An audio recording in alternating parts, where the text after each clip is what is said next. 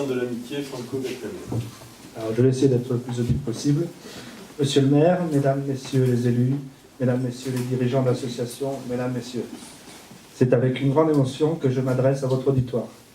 Bergerac est l'une des villes parmi les plus importantes de l'histoire des compagnies de travailleurs indochinois de la Seconde Guerre mondiale, mais aussi de la Première, je ne l'oublie pas. Il est ainsi grâce et ou à cause de la présence sur votre commune de la poudrerie nationale, dont nous honorons aujourd'hui les dizaines de milliers de personnes qui furent envoyées au cours de son existence. C'est une grande émotion, disais-je, car outre le fait que je parle au nom des familles de tous ces Indochinois ou Anamites passés par votre ville, mon grand-père, Toang, fut lui-même l'un de ces hôtes de passage. C'est en 1940-1941, avec la 15e compagnie, dont il était l'un des interprètes. Honoré des poudriers indochinois vous a paru une évidence. Nous vous en remercions. Mais que fut long le chemin pour que la présence auprès de la métropole en guerre contre le nazisme de milliers d'ouvriers vietnamiens requis en 1939-1940 sortent de l'oubli. Je rappelle que la plupart d'entre eux réquisitionnaient vers contre leur gré. C'est un des aspects principaux et des plus tragiques de cette histoire. Cependant, le fait est qu'ils ont en effet contribué à l'effort de guerre, tout comme leurs compatriotes militaires, et qu'à ce titre, ils méritent sans équivoque l'hommage que vous leur rendez. Certains y ont laissé la vie et reposent en terre bergerquoise. Il est ainsi de Awunam, Nguyen Van Chan, Nguyen Xuan Lu, Pham Van Tak, Trinh Van Vo, victimes du bombardement de la poudrerie en mai 1944.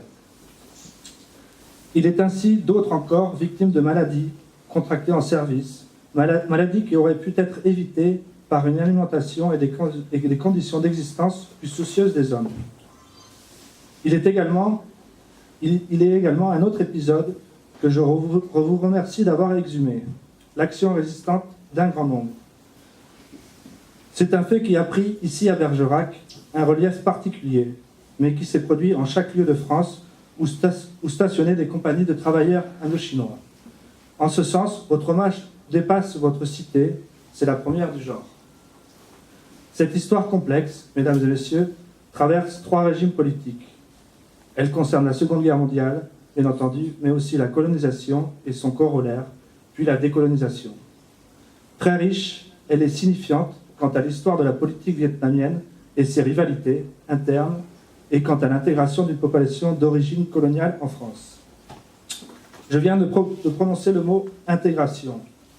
Il se rapporte aux familles que ces hommes, du moins le millier d'entre eux, non rentrés au Vietnam, ont fondé grâce à des femmes françaises ou européennes qui ont su imposer à leur entourage et à la société un choix d'amour qui n'a pas de soi à l'époque, qui n'allait pas de soi à l'époque.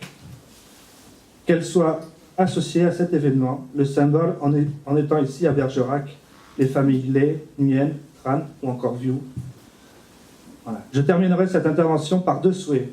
Monsieur le maire, mesdames et messieurs, honorer l'aspect entre guillemets franco-patriotique de l'histoire des requis indochinois doit être l'occasion pour vous et pour le personnel politique dans son ensemble d'élargir le devoir de mémoire aux 20 000 familles vietnamiennes victimes de l'arrachement d'un père ou d'un fils, puis de l'interminable séjour en métropole avec les conséquences sur l'unité des familles qu'on peut deviner.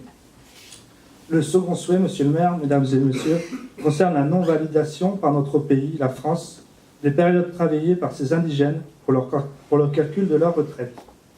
J'ose espérer que ce juste hommage qui est rendu aujourd'hui à l'ensemble des poudriers sera l'occasion de faire avancer dans les esprits une juste revendication, celle que, sur cet aspect, ces Indochinois ne demeurent pas des poudriers de seconde zone, comme ils furent des citoyens de seconde zone. Je vous remercie de votre attention.